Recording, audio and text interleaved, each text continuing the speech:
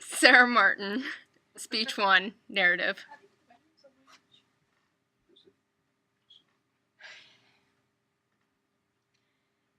In the blistering summer heat of August, many students returned to their cool, air-conditioned hallways of high school. My senior year was no different, except I expect I was busier than most with cross-country and marching band up top all my classes.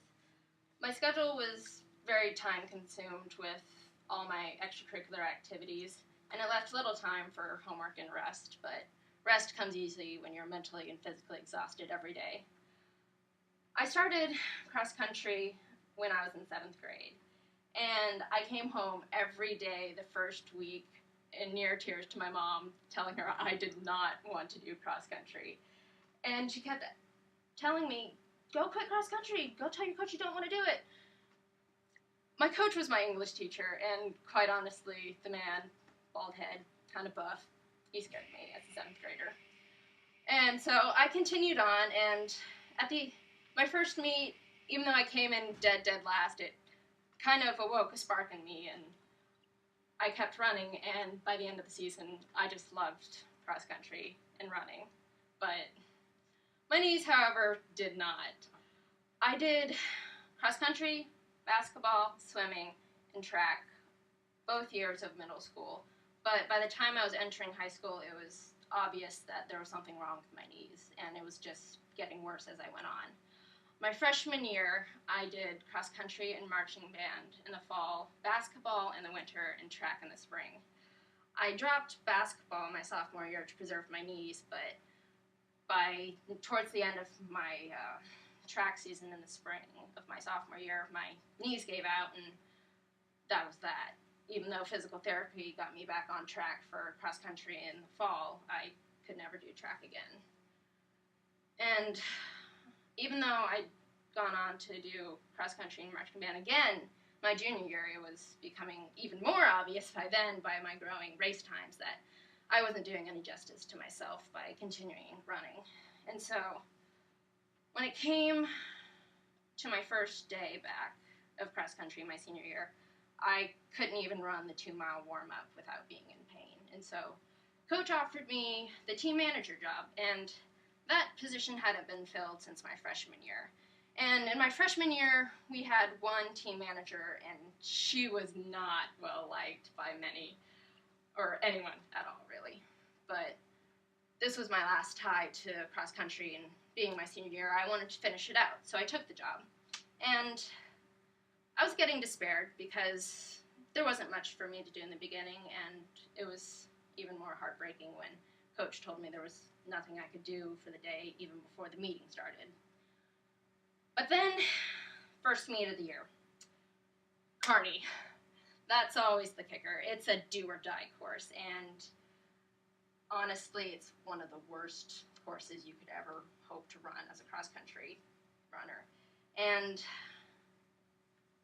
there's this course, it weeds out the weak-willed, because there's the hill. The hill is a half mile, and it's about 50 degrees on an incline. And you better be pumping your arms up, or there's no way you're running up that hill. And so I was with Coach Jay down at the bottom, because that's where you need the most motivation. And all the girls go running by from our team, and I stayed behind because I was never a good runner anyways. And so I knew people in the end needed encouragement, because that always encouraged me when others came by. And as I was walking up the hill, I heard a sob. And now, sobs, usually you don't hear those till the end of the race. There's still a mile left after this hill to trudge down and up. And so I look up, and there's a girl on the far right running lane. And she's just down on all fours, just sobbing her heart out. And no one was even giving a glance at her, and I was so mad. And I didn't give a second thought, and I went over and I helped her. And her calves had seized up on her halfway up the hill, and she couldn't put any weight up on them. And thankfully, another girl came over, and she took my bag, and we got her on my back. And I carried her up half that hill, and not running for a month and carrying someone probably your own weight, I was pretty winded by the time I got to the top, and I couldn't even make it back the 3/4 miles back to the tent. It was still a mile yet by the track, but it was 3/4 miles across the field. And I had to stop and let her down because I couldn't go on. And thankfully, there was another family who came and they helped me get her back to the tent. And her teammates were surprised because they had all just finished and they had wondered why she hadn't crossed the field. But when her coach came, I just took my leave because my job was done. And I didn't tell anyone about it because no one asked and there was no reason to tell anyone. But I felt good because even though I didn't run or make a PR or do anything athletically fantastic, I hadn't been useless that day. And so I went on, cheered with the boys with my freshman buddies who had all PR'd, and I thought that was that. But then when time came for us to meet up at the school again after school, Coach called us up and we all had our huddled meeting. Pre-race meeting for times, but there's an award he hands out every time, and it's called T-Bird of the Meet, and it's just for going above and beyond your expectations or your goal. And so he handed it to me because apparently he had seen me carry the girl on my back, and a couple of my teammates had saw me go to her aid, and so it just felt really good being recognized for, even though I couldn't do anything for the team.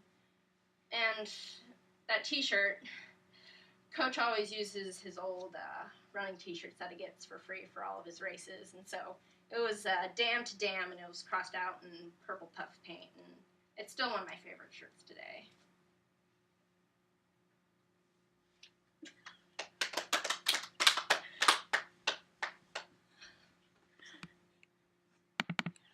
Was that still recording even though your screen went blank? Yeah. Yeah. Green lights on.